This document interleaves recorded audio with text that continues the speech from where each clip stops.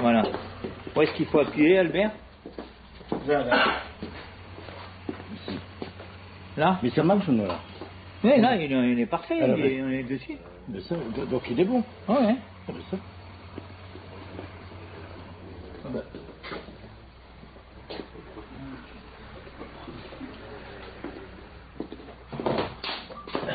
Boker Tov. Alors, il faut appuyer, Albert. C'est appuyé? J'invite à... Ah, c'est appuyé, ok, ça marche. J'ai appuyé avant. Je vous invite à prendre le passage suivant. Chapitre 3, verset 12. La page, c'est page 324. Vayomer, qui est Yeima, וזה לך להראות כי אנוכי שלחתיך בהוציאך את העם ממצרים תעבדון את האלוהים על ההר הזה. Je traduis, je lis la traduction parce que ceci, il dit car je serai avec toi. Et ce sera page 324. Et il dit car je serai avec toi et ce sera pour toi le signe que je t'ai envoyé. Quand tu feras sortir le peuple de l'Égypte, vous servirez Dieu sur cette montagne. Alors, de quoi s'agit-il? C'est Moshe qui se trouve sur le mont Horeb, le mont Sinaï. Parce que Hachem dit à Moshe, bien avant, donc avant qu'il essaye de le missionner, qu'il le missionne pour la sortie, je serai avec toi, et voici le signe que je t'ai envoyé. Lorsque tu sortiras d'Égypte, vous servirez le Elohim sur cette montagne.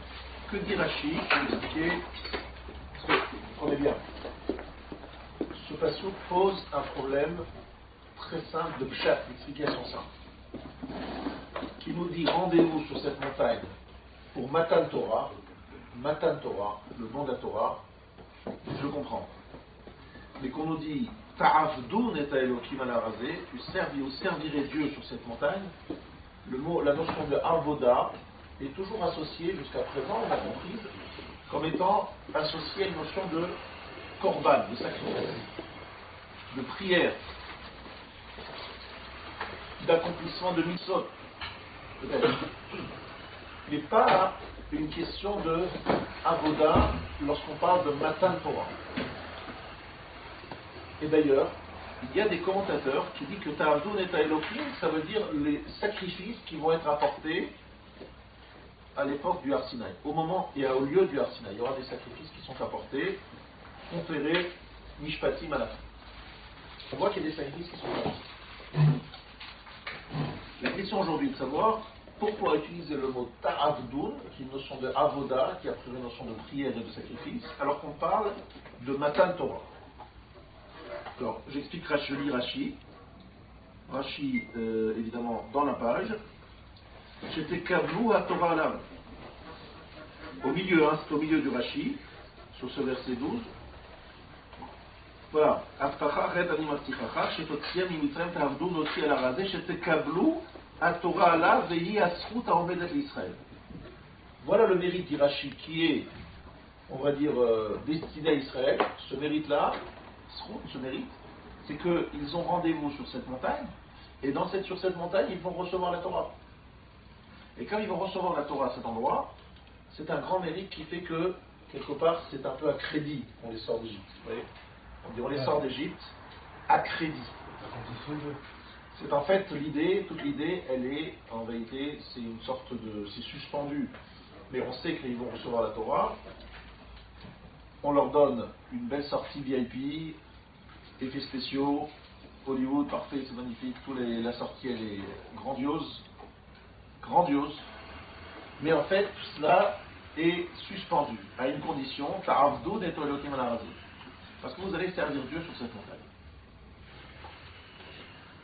Alors, le problème, c'est que le Rav David Cohen, Rosh Yeshiva très loin, il pose la question que tout le monde pose. C'est que les mots Avodat Hashem, le mot Avodat Hashem est a priori impropre. On aurait pu très bien dire que les Juifs ils ont reçu la Torah et ça y est, c'est important, c'est qu'ils reçoivent la Torah. ils acceptent la Torah. Vous avez un autre texte que vous connaissez qui est écrit Bayom Hashishi. On va dire quand ce Bayom Hashishi, encore ce soir, parce qu'on va avoir le Kiddush. Bayom Hashishi, Vayichulu Hashamayim V'Aretz. Juste après la Hamida. Juste après la Mida aussi. Yom Hashishi. C'est quoi Yom Hashishi? Non, on dit Yom Hamishi, Yom Revi. Pourquoi il y en a qui ne disent pas? Alors, pourquoi il y en a qui ne disent pas? Parce que normalement, effectivement, Parce que c'est tous les vendredis. on est déjà Shabbat. Yom Shabbat, c'est Vayichulu.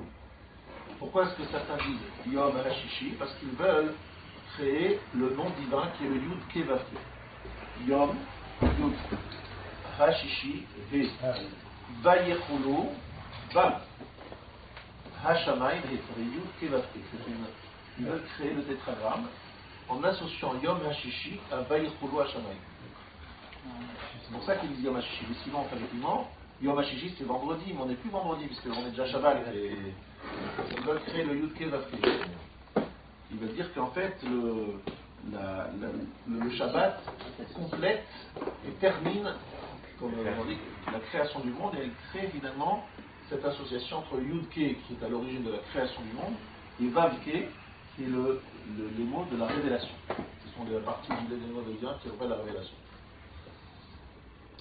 En tout cas, on est d'accord que, a priori, Yom Hashishi va nous dire tout dépendait du 6. Hashishi, le 6. Le 6 Sivan.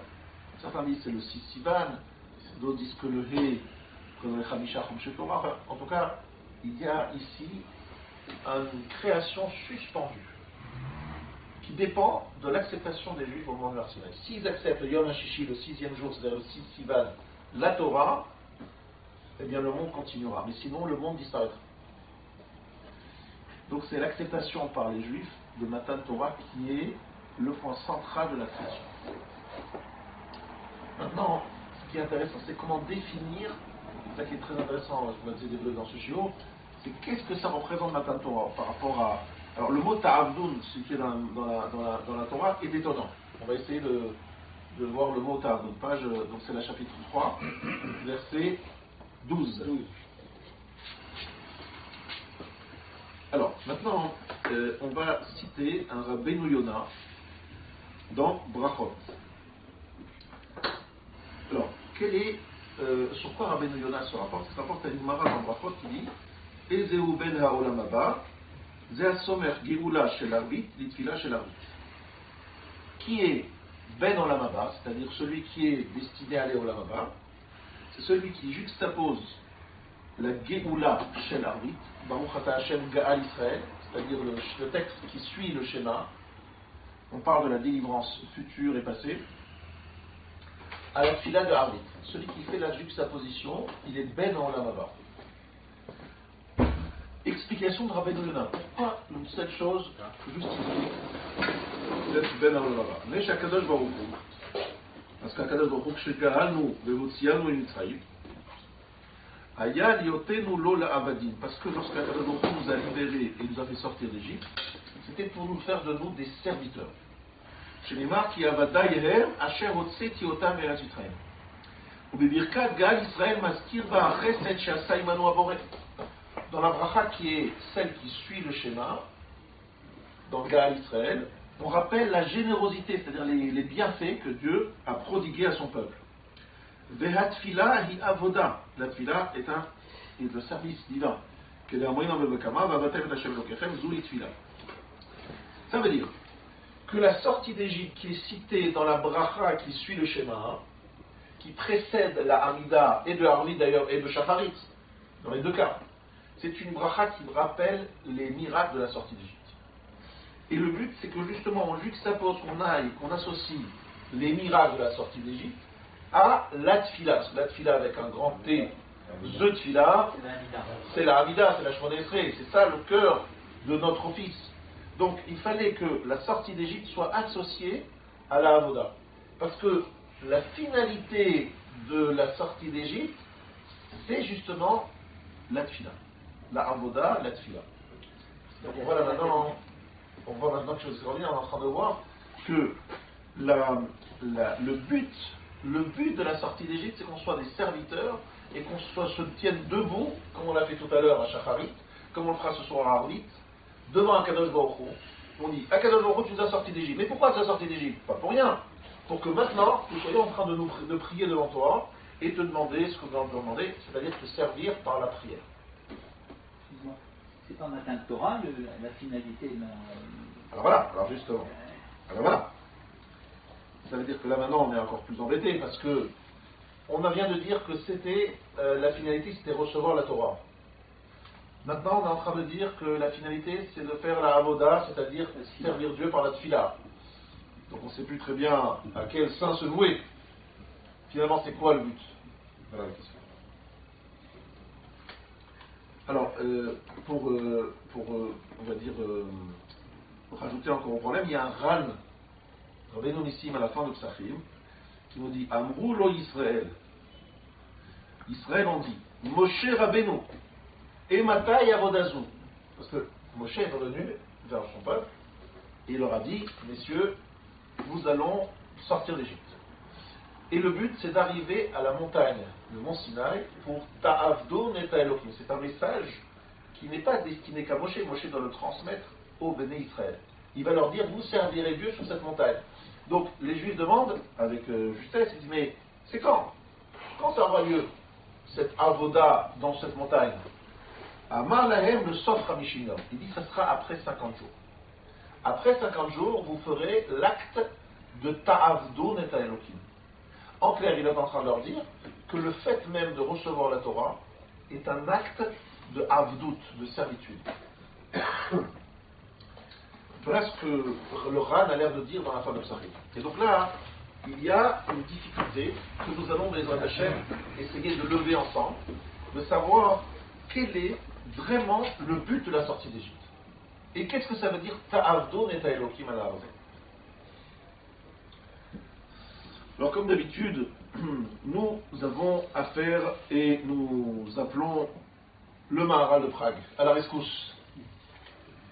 Alors, vous connaissez tous ce verset que nous avons dit aussi tout à l'heure, Ani Adonai Elohechem, Asher Hotzeti Etrem Eretz Mitzrayim Liot Lachem l'Elohim. Où ça on écrit ce verset? Je répète. Je suis Hachem votre Dieu qui vous a fait sortir du pays d'Égypte pour être pour vous un Elohim. Schéma, 2 fois par jour, dernier chapitre du schéma, dernier verset du dernier chapitre. C'est là-dessus qu'on a terminé le schéma. Et qu'est-ce que nous disons dans ce verset? On est sorti d'Égypte pour être pour vous Elohim. Qu'est-ce que ça veut dire pour être pour vous Elohim? C'est que vous allez poser la question. Sortir pour être pour nous Elohim. Alors, je vous invite à prendre un texte de la Torah qui est cité par le Maharal. Je vous invite à prendre le début de Vaïra.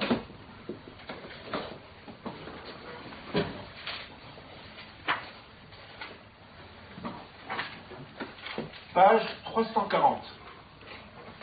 Chapitre 16. Versets. Eh bien, les versets sont le 6 et le 7. Lachen est mort l'Ibné Israël. Ami Adonai, Vehotzeti etrem mitachat tzivot Mitzrayim, Yitzati etrem me'avodatam, Ve'ga'alti etrem mizrah netuyah, Mishvatim dolim. ולקחתי אתכם לי לעם והייתי לכם לאלוהים וידעתם כי אני אדוני אלוהיכם המוציא אתכם מתחת צבאות מצרים. Je traduis, ou plutôt je lis la traduction qui est ici. Si pourquoi dit aux enfants d'Israël, je suis Hachem, et je vous ferai sortir de sous les corvées d'Égypte, je vous sauverai de leur servitude, je vous délivrerai avec un bras étendu, avec des grands jugements, je vous prendrai pour moi comme peuple, et je serai pour vous un Dieu. Ah. Et vous saurez que c'est Hachem votre Dieu qui vous fait sortir de sous les corvées d'Égypte. Nous découvrons ici, à 2 reprises dans la Torah, une nouvelle phrase. La sortie d'Égypte, c'est pour être pour vous Elohim. Liot lachem l'Elohim. On le trouve dans Vaïra au début, et on le trouve dans Shlach Lecha, c'est-à-dire dans le 3e chapitre du schéma à la fin. Liot lachem l'Elohim. Est-ce qu'un jour vous vous êtes posé la question de savoir, mais ça veut dire quoi être pour nous Elohim?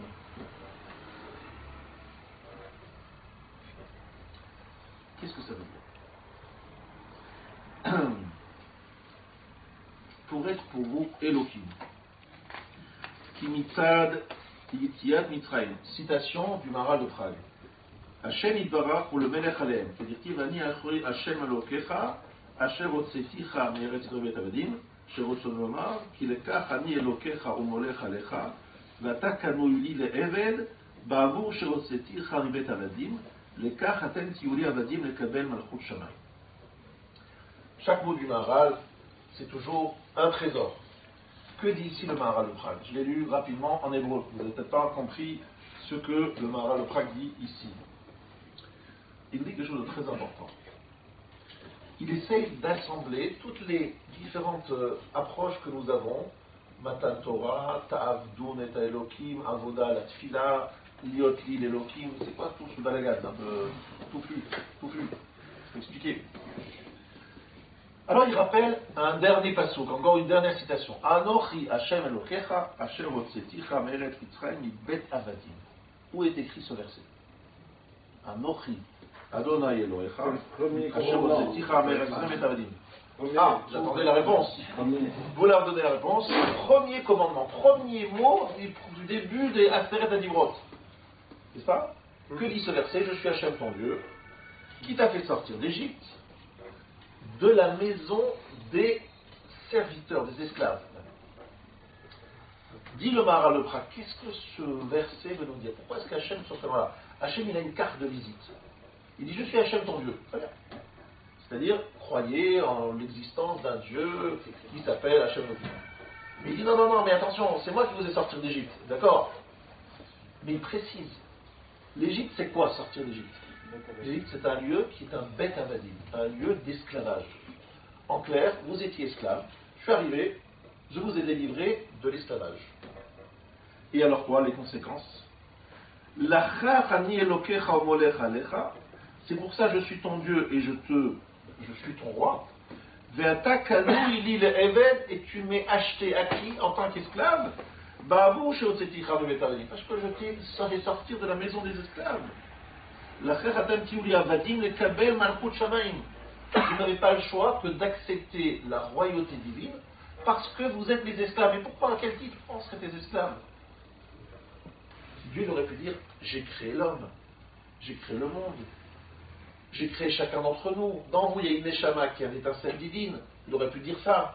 Il dit pas ça. Il dit, moi je suis, vous me devez, vous avez une dette, vous êtes mes esclaves, parce que vous étiez esclaves en Égypte et que je vous ai racheté d'Égypte. Et donc vous êtes mes esclaves de ce fait. C'est comme si vous rachetez un esclave. Bon, je ne connais pas les règles de l'esclavage, grâce à Dieu, l'esclavage a été aboli depuis un certain nombre d'années. Mais semble-t-il que lorsqu'on achetait un esclave à un autre maître, qu'est-ce qui se passait? Eh bien, l'esclave passait de la main du premier maître pour devenir esclave dans la main du second. Tu m'as racheté, je suis ton esclave. Sinon, j'aurais été esclave chez le premier. Donc en fait, finalement, je suis ton esclave, c'est la loi, c'est la règle, c'est le... Ça veut dire, Liot lanu l'Elokim avde Hashem, ça veut dire que être pour nous Elokim et être pour nous avde Hashem, serviteur d'Hashem, c'est en fait la même chose. Si c'est mon Elokim, alors que ce Elokim m'a racheté des mains de Pharaon, de la maison d'esclaves, automatiquement je suis son serviteur. Et là, ici, il faut que vous compreniez, ici, on est en train de dévoiler quelque chose. Vous savez, la sortie d'Égypte. Est-ce qu'il y a un sujet plus bateau, entre guillemets, si on veut dire comme ça, plus fréquent que rappeler la sortie d'Égypte? Déjà, on en parle à Pessah abondamment. On en parle à Shemot, Vaerabo, pendant la période de la sortie d'Égypte. Dans toutes les prières, Zecher Yitziat Mitzrayim, Zecher Yitziat Mitzrayim, Zecher Yitziat Mitzrayim. Donc on a l'impression d'avoir tout vu sur ce sujet, qui est un sujet extrêmement, on va dire, commun, fréquent, quotidien, plus que quotidien, parce qu'il est rappelé plusieurs fois par jour. Même dans la Tfila, dans la Torah, c'était rappelé 50 fois, on parle 50 fois de la sortie d'Égypte. Lorsque vous regardez la Tfila, vous reverrez combien de fois c'est écrit Zecher, Yitziat. Et encore tout à l'heure au Kiddush, on va répéter Zecher Yitziat Mitzrayim. Rappelez-vous dans le Kiddush. Mais c'est quoi cette sortie d'Égypte? C'est quoi le point fondamental et principal? Il y a beaucoup de choses qui sont passées, donc c'est un peu touffu. C'est quoi la quintessence? C'est quoi le but de la sortie d'Égypte? C'est que vous soyez mes serviteurs. Avdé Hachem, mes serviteurs. C'est-à-dire que vous avez, parce que vous avez été racheté par Akadosh Baruch Hu, l'obligation de le servir. Maintenant, il faut bien comprendre quelque chose. Toutes les bases et le yisod de toute la Emouna, et là j'ai pas ici le livre de Rav Moshe Shapira, il a écrit un livre entier qui s'appelle Re'e Emouna, dans lequel il démontre que les 13 articles de foi de Maïmonide, de Rambam, sont tous pris de la sortie d'Égypte. C'est-à-dire la sortie d'Égypte englobe tous les éléments qui sont les 13 fondements de la Emouna. C'est-à-dire que lorsque Hachem nous dit Anochi Hachem Elokecha, crois en moi, il veut que la référence soit la sortie d'Égypte. Et pas quoi? Vous avez compris, si c'est la sortie d'Égypte, c'est pour nous dire la sortie d'Égypte, et pas quoi? La création du monde. Donc cette question très classique, très commune, qui est de dire mais pourquoi Hachem ne dit pas je suis Hachem ton Dieu qui a créé le monde? Eh bien tout simplement la réponse elle est très simple. C'est que lorsqu'il nous dit qu'il nous a sortis d'Égypte, il inclut et il implique une chose très importante qu'il n'y a pas dans la création du monde. Si quelqu'un me crée, est-ce que je suis obligé de le servir comme un esclave? Non. Mais si quelqu'un m'achète un esclave, de l'esclavage, il me rachète de l'esclavage, je suis obligé de le servir comme un serviteur devant son maître. Vous comprenez, c'est pas la même chose.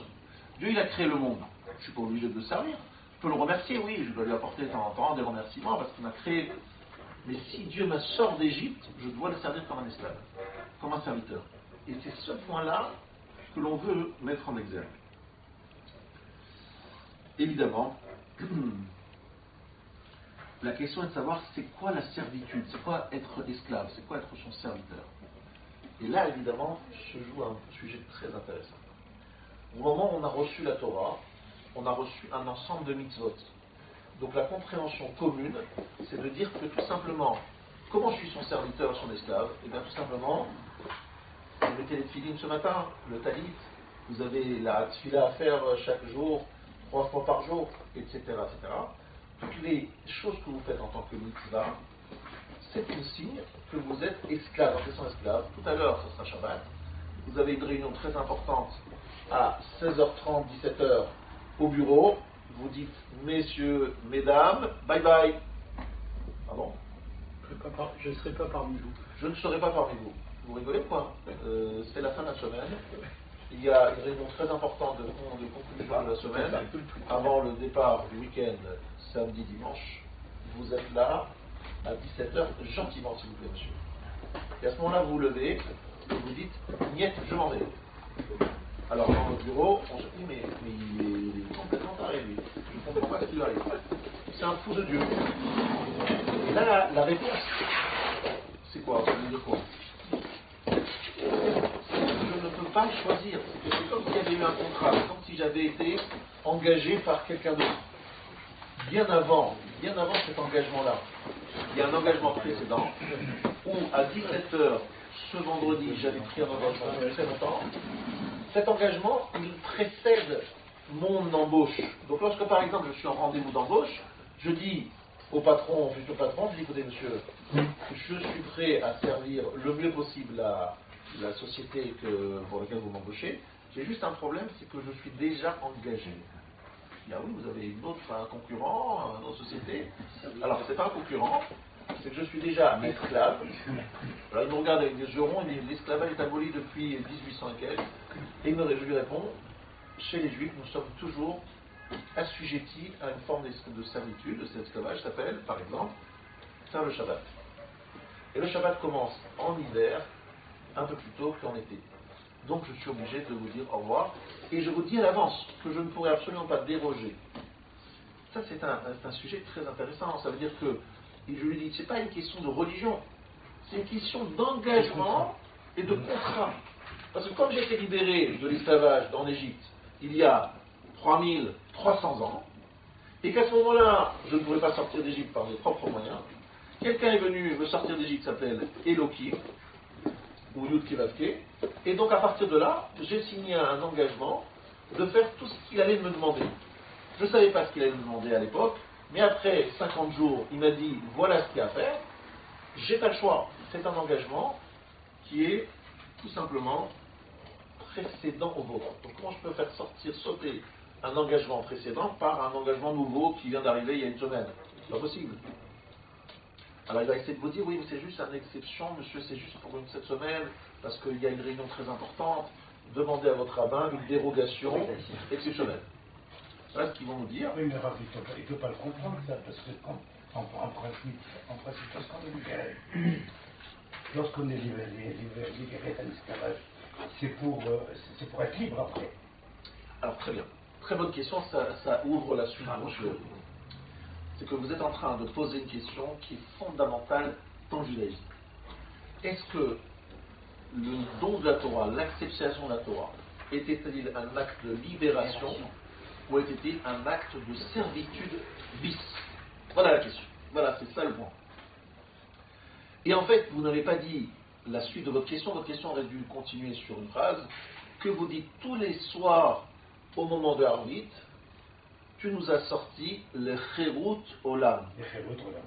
Cherut Olam, ça veut dire La liberté. la liberté. Donc il y a un vrai problème. C'est qu'on se contredit. On est en train de dire que Dieu nous a libérés, et puis on vient de dire que c'est Ta'avdou Neta Elohim, que c'est une notion de Avdou. Le Maharal dit bien Lekach ani Elokecha umolech alecha, ve'ata kanui li le'eved ba'avur she'otzeticha mi bet avadim. La lecture du Maharal sur la première parole des Aseret Adibrot. Donc il y a un vrai sujet. Alors, est-ce qu'on a été libéré ou est-ce qu'en fait on n'a pas été libéré? C'est aussi simple que ça. Et ce n'est pas un sujet secondaire dans l'histoire juive, on est d'accord, c'est vraiment un point fondamental. Et comme d'habitude, on va dire que les deux sont vrais et les deux sont compatibles. Mais il faut définir en quoi on est sorti le Cherut Olam, donc à une liberté totale, définitive, et en quoi nous sommes quand même des Avadim, et nous pouvons dire à notre employeur, attention, je suis déjà engagé par ailleurs il y a 3300 ans, donc c'est compliqué. Et de là, on découvre quelque chose d'énorme, d'extraordinaire, qui est le secret même de Shemot, Vaera et Bo, c'est tout se joue à ce niveau-là. C'est qu'en fait, lorsqu'un homme sert à Kadosh Baruch Hu comme un serviteur sert son maître, ce n'est pas du tout une notion de servitude, c'est une servitude dans le sens purement formel. C'est-à-dire que lorsque je vais voir mon patron me dit tu resteras à 17h ce soir alors que c'est l'hiver et que Shabbat entre, je lui dis non, je ne peux pas, j'ai un contrat précédent. Mais ce n'est pas une servitude qui est du même ordre que la servitude pharaonique. Pourquoi? Quelle est la différence entre les deux? Servitude pharaonique ou servitude qui s'appelle Cherut Olam. Elle s'appelle Cherut et elle s'appelle servitude. Franchement, est-ce qu'un juif il est libre? Vous voulez aller au restaurant du coin? Interdit. Vous voulez aller dans les îles, je ne sais quoi, pour passer un beau moment avec votre femme, il y a plein de problèmes à l'Afrique qui se posent, ici et là, etc. Oui, mais il y a le libre arbitre. Non, mais est-ce que vous êtes vraiment libre?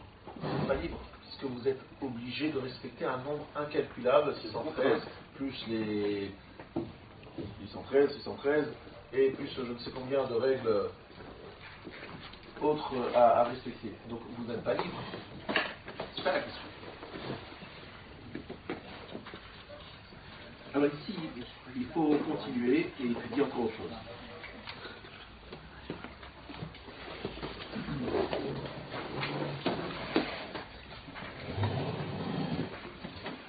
Kol hanikra bishmi velichvodi berativ.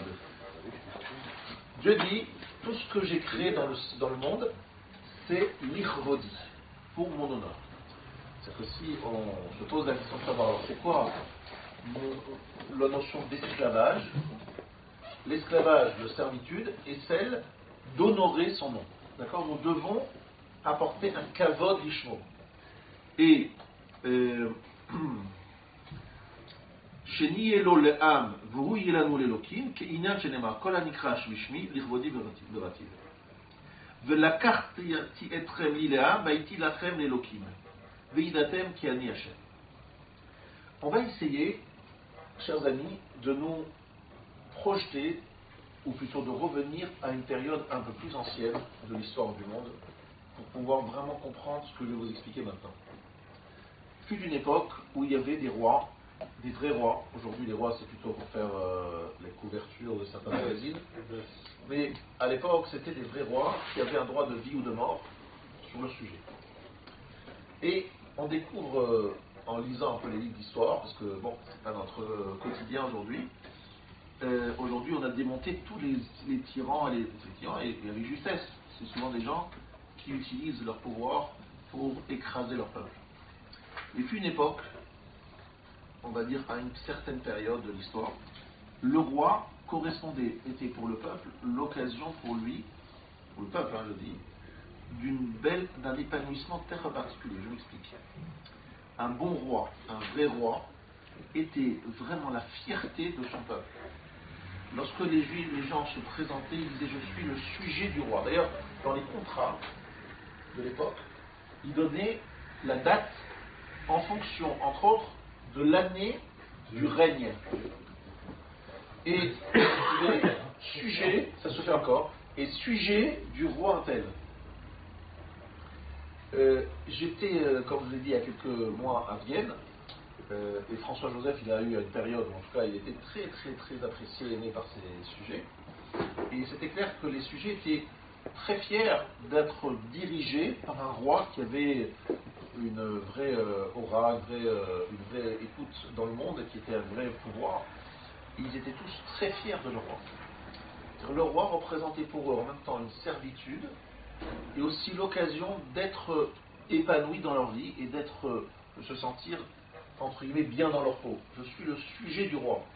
Mais c'est un sujet, donc tu es lié à ce roi, il a un droit énorme, il peut décider des choses incroyables sur toi, il peut même décider de te tuer.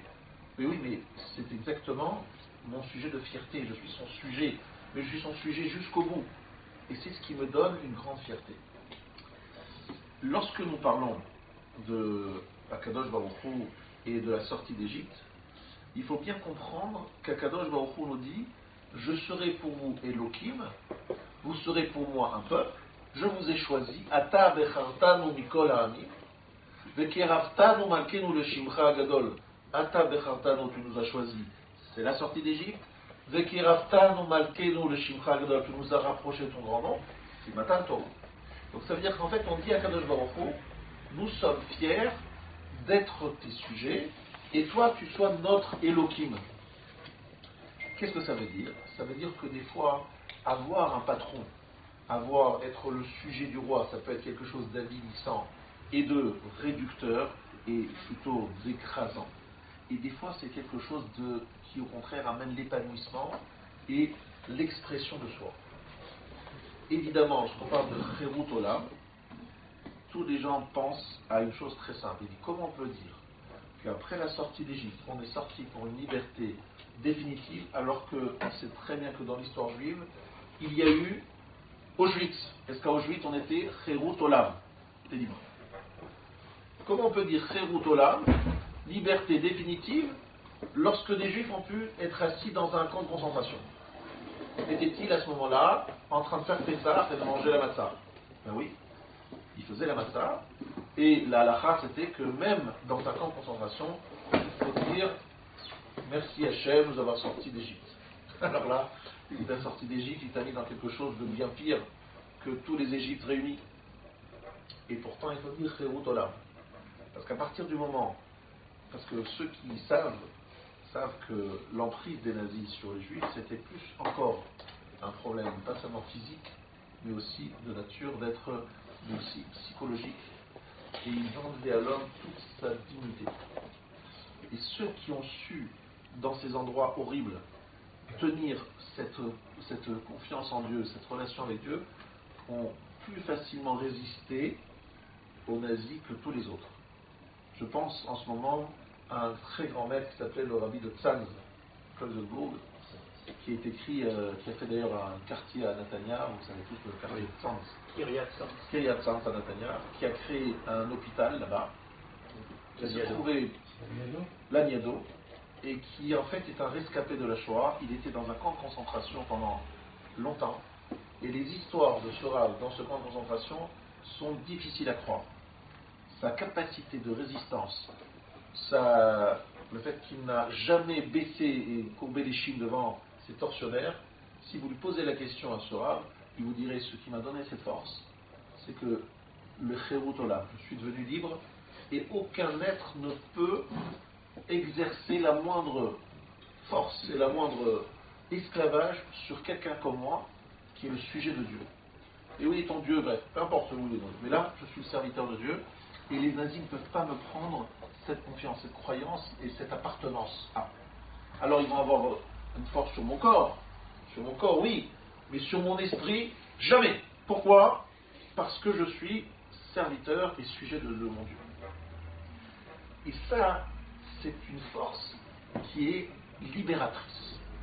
Alors qu'elle est, d'une certaine façon, un engagement très fort et très concret dans des phases très difficiles des fois de vie. Des fois, il y a des choses difficiles à faire, comme d'ailleurs ce Rav s'est demandé de manger cachère dans les camps de concentration, de faire la matzah le soir de Pessah de façon incroyable, de mettre des tefilines en cachette, de résister de toutes les façons possibles à rouleau compressé en Asie et de garder sa relation profonde avec Dieu. Cet homme-là est sorti des camps, brisé au niveau de son corps, mais renforcé au niveau de son esprit. Et il a perdu ses 11 enfants, sa femme, et il est sorti du camp de concentration, il a tout reconstruit. Il s'est remarié, il a eu des enfants, il a construit tout un quartier, il a diffusé la Torah aux États-Unis et en Israël d'une façon incroyable. Et cet homme-là, il faudrait que je vous lise des histoires, mais les histoires sont incroyables. Combien de fois il a failli être tué par les nazis qui voyaient en lui la résistance. Il disait, mais celui-là, on n'arrive pas à venir à bout. Et il ne s'agissait pas de le tuer avec des balles, parce que ça c'était facile. Il voulait d'abord le briser. Et il voyait qu'il n'arrivait pas. Pourquoi? Parce que Chérut Olam, cet homme avait accédé à la libération définitive qui est celle de la sortie d'Égypte. C'est-à-dire, étant le serviteur de Dieu, l'esclave de Dieu, mais les serviteurs dans le sens noble du terme, il ne pouvait pas être assujetti par aucun autre pouvoir, parce qu'aucun autre pouvoir n'avait justement le pouvoir sur lui, puisqu'il était déjà à quelqu'un d'autre. Cette force de l'esprit, ces gens-là qu'on voit sourire devant la tombe, ou bien Rav Elchanan Wasserman, qui devant le dernier instant, il fait un shiur. Il faut savoir quand même quelque chose que vous ne connaissez pas, c'est qu'on a quelques témoins qui ont assisté aux derniers instants de certaines communautés d'Europe de l'Est. On a un monsieur qui s'est sorti de Kelm au moment où ils ont été en fait exécutés par les Lituaniens. Pas les nazis. Les Lituaniens, ils ont sorti de la ville de Kelm et les ont tués par balle. Et il y a là-bas les rabbinim il a témoigné qu'ils sont sortis en dansant. C'était comme Simchat Torah, ils ont repris les mêmes chants de Simchat Torah au moment où ils allaient à la rue. Donc vous imaginez le nazi dit, mais qu'est-ce qu'il y a avec ces juifs? J'essaie, je vais les tuer. Je vais les briser. J'arrive pas à avoir une emprise sur eux. J'arrive à tuer leur corps, mais j'ai pas tué leur esprit. Et pour tous ceux qui connaissent l'histoire de la Seconde Guerre mondiale, ils savent combien casser le moral et tuer l'esprit, c'était vraiment au-delà de tout, c'était ça leur but. Ils ont tout fait pour y arriver. C'est pour ça qu'on voit Chérut Olam. C'est la force de Chérut Olam. Maintenant, je voudrais dire quelque chose. Nous posons 3-4 questions depuis le début du shiur. Nous sommes en train de dire Matan Torah est appelé Ta'avdun et Ta'elokim ala Harazé. Vous servirez Dieu sur cette montagne. La notion de Avoda est une notion de Tefila, de Korban, de sacrifice.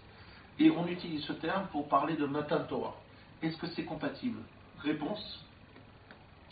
La notion de Avdout est la notion principale de la sortie d'Égypte. La preuve, du premier verset. Je t'ai fait sortir d'Égypte, Ibet Avadim. Je veux que tu sois mon serviteur, mon esclave. Mais pourquoi avoir cette terminologie?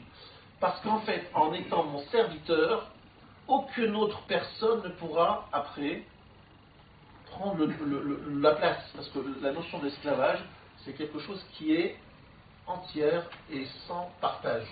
Si je suis esclave de monsieur Untel, je ne peux pas servir quelqu'un d'autre. Lorsque par exemple je suis employé, aujourd'hui vous êtes employé, vous pourrez dire par exemple, une fois que l'heure est terminée, le boulot est terminé à 18h, vous pouvez prendre un autre boulot à 19h, et le samedi, et le dimanche, n'est-ce pas? L'un n'empêche pas l'autre. Le fait d'être employé dans une société, le fait de choisir d'avoir des hobbies et des occupations ne vous empêche pas d'en faire d'autres. Par contre, être esclave, c'est exclusif. Je suis esclave d'un monsieur, je ne suis pas esclave d'un deuxième. Et c'est ça qu'Akadosh Baruch Hu dit. Je vous ai acquis en tant qu'esclave, ça veut dire que je suis dans une exclusivité. Vous êtes mes serviteurs. Et si demain vous êtes employé à la banque Société Générale à la Défense, par exemple, et qu'ils sont en train de vous dire, mais monsieur, le week-end vous travaillez, tu dis, zut, pas zut. Et vous n'êtes pas le patron, vous avez bien compris. Je travaille chez vous, j'ai des obligations envers vous parce que vous me payez un salaire et je dois remplir un contrat, mais vous ne pouvez absolument pas dépasser certaines règles. Je suis déjà complètement assujetti et je suis serviteur esclave chez quelqu'un d'autre. J'ai le droit, en tant que serviteur esclave, de faire certaines choses chez vous, mais c'est vraiment, d'abord et avant tout, le contrat passé entre il y a 3300 ans, qui est un contrat libérateur parce qu'il me permet, au niveau de l'esprit, d'être totalement libre, finalement, parce que je suis assujetti à un Dieu, qui n'est pas en train de m'écraser par ses devoirs, ses obligations, mais me libérer. Et là vient un troisième élément très important. Lorsque les psychologues et les philosophes se posent la question de la notion de liberté, c'est une notion qui est tout le temps, on va dire, réfléchie et pensée. Est-ce que être libre, c'est faire ce que l'on veut, quand on le veut?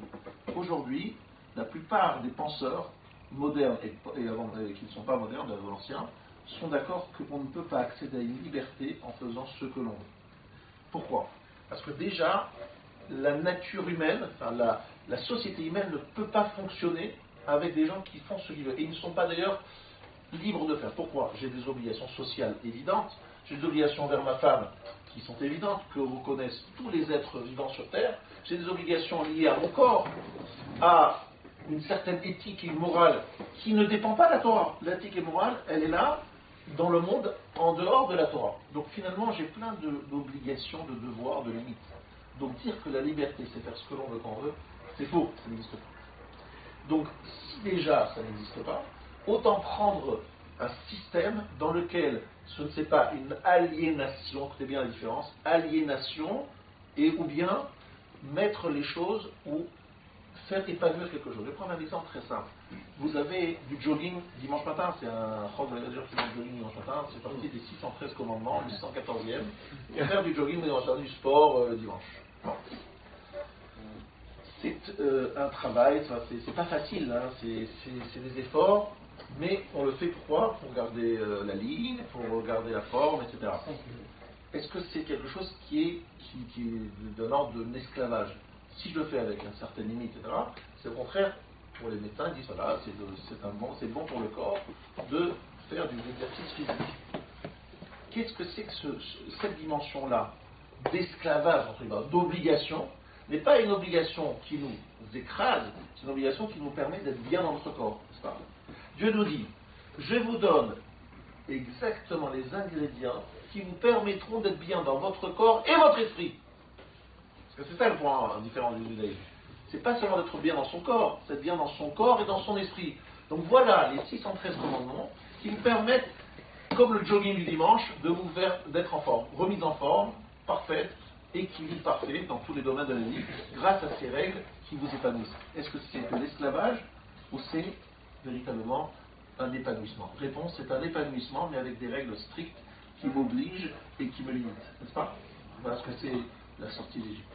Bet Avadim, je veux que vous preniez ça comme un devoir, et donc de ce point de vue-là, vous fassiez sortir, vous compreniez que vous ne pouvez accepter aucune autre obligation d'un aucun autre maître dans l'histoire, c'est d'accord? Je suis le seul maître, mais ne comprenez pas ça comme une aliénation, comme un esclavage, qui, comme les pyramides, vous savez très bien que c'était Avodat Perer.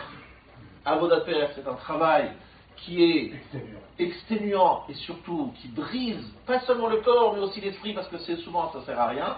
Il faisait construire des bâtiments dans des lieux où il y avait des sables mouvants, où ça ne servait à rien. En deux mots, c'est un travail qui ne donne aucun épanouissement. Moi, ce que je vous propose, c'est une avoda, avdet Hashem, liot lachem lelokim, le cherut olam, tout en étant assujetti à de nombreuses règles épanouissantes, au contraire, qui vous permettent d'être bien dans votre tête, dans votre corps, dans votre psychique, à tous les niveaux. Et vous voulez savoir, cherchez à l'extérieur, regardez-leur, si le fait de faire le jogging et de faire attention à sa ligne, ça résout tous les problèmes de la vie. Non, ils vont vous dire, mais avec ma femme, c'est pas évident, avec mon patron, c'est pas évident. Et pourquoi je fais tout ça? Pourquoi je vis? Pourquoi les problèmes existentiels, ils en ont, n'est-ce pas? Tout le monde en a dans la rue. Tout le monde se pose des questions. Alors c'est quoi? Ça sert vers où on va, etc. La Torah est là pour répondre à toutes ces questions et pour donner un épanouissement à toutes les parties de notre corps dans son sens le plus large possible. Vous comprenez? Voilà ce que je voulais vous expliquer aujourd'hui. Ta'avdou, la réponse à mes questions, alors je reprends et je réponds aux questions. Au début du shiur, tout le monde n'était pas là, j'ai posé la question, c'est quoi la notion de Avoda et de Kabbalat Torah? La Kabbalat Torah, et c'est ça qui est important d'entendre, parce que ça change totalement l'approche. On n'a pas reçu simplement la Torah parce que c'est une étude ou parce que ça nous permet d'élargir notre compréhension des choses. C'est une vraie Avdout. On a reçu la Torah, la montagne sur notre tête, en disant attention, tu vas devoir faire tout ce qu'il y a, il faut signer le contrat. C'est un engagement. N'est-ce pas? C'est un engagement. Et donc vous remarquerez que dans un mariage, puisqu'il y a maintenant un khatam ici chez nous, sous la choupa, c'est pas très sympathique, je trouve, de parler d'engagement financier. Vous ne trouvez pas que sous la choupa, je trouve que ça pourrait se faire à un autre moment, que l'on parle d'une bague, c'est sympathique, on passe la bague autour du doigt, mais qu'on dit, bon alors, tu t'engages, voilà les... Et vous ne comprenez pas non plus toujours la traduction de la ketouba en araméen, qui est souvent difficile à comprendre, mais si vous comprenez là-bas, c'est énormément d'engagement, dont beaucoup, en cas de divorce, il faudra payer tant. Vous trouvez très, très romantique que sous une choupa, alors aucun rabbin n'en parle dans ses discours, parce que c'est pas joli, de dire voilà, alors, vous avez signé la ketouba, et vous engagez, en cas de divorce, vous allez donner 50 000 euros. Ça casse vraiment l'ambiance, quoi. Vous êtes d'accord, hein, 50 000 euros, non, alors l'autre dit non, je ne veux pas 50 000, moi ce sera 100 000, l'autre dit non, j'existe. Ça casse l'ambiance. Et vous engagez que si en cas de mort, vous vous engagez à enterrer votre femme. Il faut payer les frais d'enterrement. Et si par exemple elle est prise en captivité par un violeur, vous devez la racheter.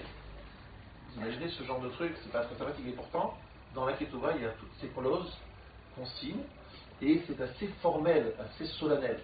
Parce qu'en fait, l'être humain, pour véritablement donner du meilleur de lui-même, il doit avoir deux types d'engagement. Un engagement formel, un cadre très précis, très engageant et très formel, et à l'intérieur faire éclore le romantisme, l'amour, tout ce que vous voulez.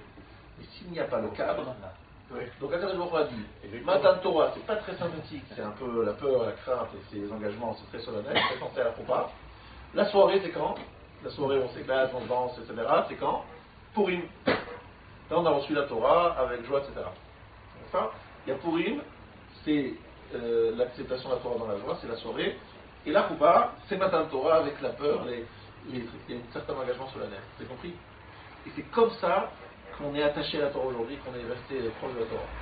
Et ces obligations sont des obligations libératrices, pas des obligations qui nous aliènent, qui nous écrasent, qui nous fassent disparaître. Est-ce que c'est clair ce que je veux dire? Donc, Ta'avdou n'est Elohim, voilà le sens, selon le Maharal de Chaim. Je souhaite Shabbat Shalom. Shabbat Shalom.